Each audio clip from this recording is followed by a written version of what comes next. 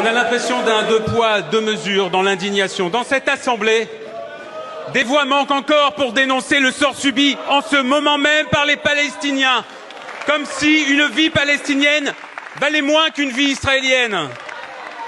Plus grave encore, la présidente de cette Assemblée, quatrième personnage de l'État, a voulu réitérer l'expression de son soutien inconditionnel au gouvernement israélien en se rendant sur place, accompagnée de plusieurs députés soutien de Benyamin Netanyahou.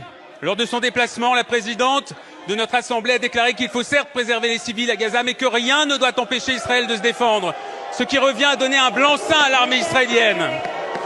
Aujourd'hui, la France doit demander un cessez-le-feu immédiat. Seul Émeric Caron a la parole. Aujourd'hui, la France doit demander un cessez-le-feu immédiat. Elle doit également dénoncer la colonisation et demander son arrêt. C'est le seul moyen de continuer à croire en la solution à deux États. Madame la Première ministre, il nous semblait,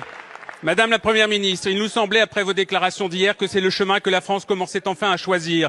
Mais tout à l'heure, depuis Israël, le président de la République n'a pas prononcé ces mots. Il a en revanche proposé que la coalition contre l'État islamique puisse lutter aussi contre le Hamas. Quelles sont les implications concrètes de ces déclarations pour la France? Est-ce que ça veut dire, Madame la Première ministre, que la France renonce à exiger un cessez-le-feu? Est-ce que ça veut dire que vous renoncez à exiger le respect des droits des Palestiniens?